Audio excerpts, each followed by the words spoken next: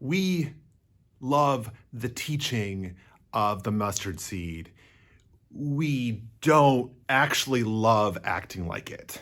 Let's get into the gospel passage for proper 22C. The NRSV refers to this section as some sayings of Jesus, which is really kind of funny if we think about it.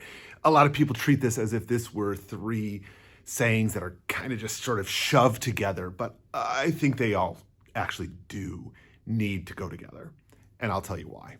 But first, let's talk about what is actually here. Now, these three sayings all go together, but the first saying is not in the reading for today. It's verses 1 through 4. And in that section, it talks about stumbling and forgiveness. He says, don't be the cause of someone to stumble. In Matthew, it has a similar passage making reference to a stumbling block. Don't be a stumbling block. And what I love about that image is that it really sort of personifies it. Because when we think of stumbling, we're thinking of like sticking your foot out, like, and knocking someone over. Or a reason for someone to stumble is like, we just weren't paying attention or we weren't being thoughtful. But to be a stumbling block, I love the idea of thinking of it as this way, as being the person who throws yourself on the ground so that they trip over you. To be a stumbling block really means to be the cause of someone to stumble. So we might think of it as like being the reason the alcoholic gets to the alcohol, right? Or the person who has lust in their hearts, right? That's how we often think of this. But what if we thought of it less as like you good, they bad, and more along the lines of like you hang out with your buddy and you help rile them up in their outrage. Like you're the one who's doing this. Don't be the one who is the one encouraging that behavior, right? And that's a different kind of story. Now, this goes along with this other piece, which is about forgiveness. So if we tie these two together as they're tied together in the text, Jesus is saying, referring to forgiving people 7 times. If they screw up 7 times, you forgive them 7 times. Continue to forgive them. The part that we have for the gospel message for Sunday are the mustard seed and the part about the slaves, right? And so the mustard seed we're all really familiar with. But the one about the slaves is really interesting because it has that sort of sense of don't expect a gold star for just doing what you're supposed to do. Now, this is the text in a nutshell. So let's dig into the problem.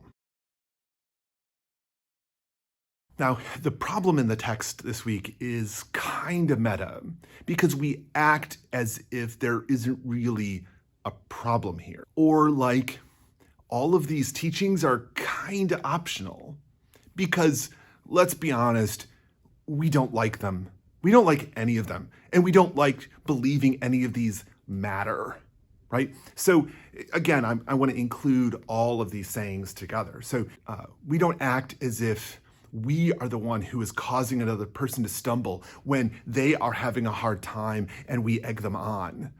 So think about how often we're like, oh, go ahead and cheat. And how often we do that on things we think don't really matter. And then at the flip side, we're also like super into punishment. So we're like, that person can never be forgiven. It's just too much. Like that person deserves what they get. So, right? And so we have this way in which we cause other people to cheat, but it doesn't matter. But over here, like somebody does something and we're like, oh, how dare you? That is so common. Then we have the mustard seed, right? The tiniest bit of faith, and how often people are running around being like, where's the signs, right? Or they're like, oh, and they're like, oh, I can't handle it, right? And this is all we keep, and we keep just doing that. And Jesus is like, do you have the tiniest bit of faith? Well, that's enough.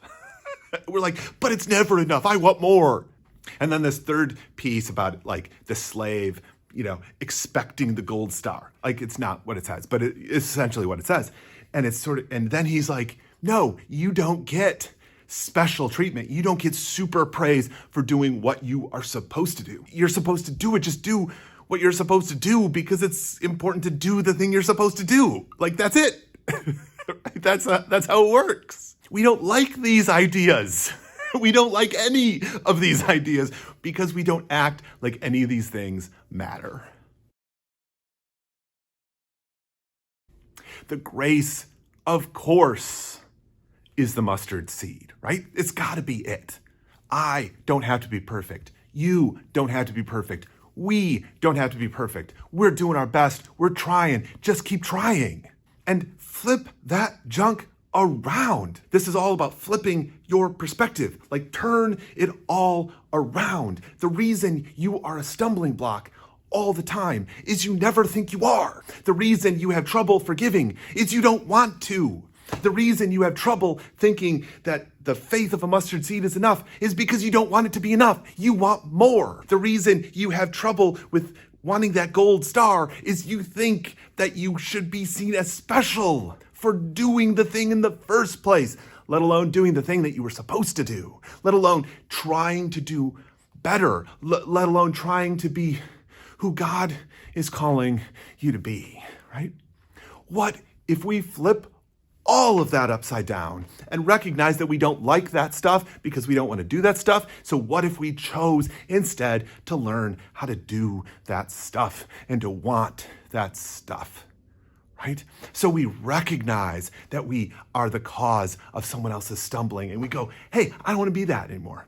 I want to encourage people. I want to encourage people to love. I want to encourage people to have faith and devotion, right? And have that be the guidance that we go into the future. Same thing with forgiveness. Like, yeah, I want that person to suffer because that sucked. I did not like what they did to me, or I don't like what they did to that other person. I want them to suffer for that, right? Instead of saying that, say, I want consequences, but I want the world to be better because that's my focus. I don't want to focus on their punishment. I want the problem fixed.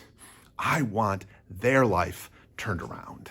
Similarly, the mustard seed, right? At its heart, believing that we are enough, that what we have is enough, that our faith is enough, and starting from there. Thanks for watching, and we'll see you next time.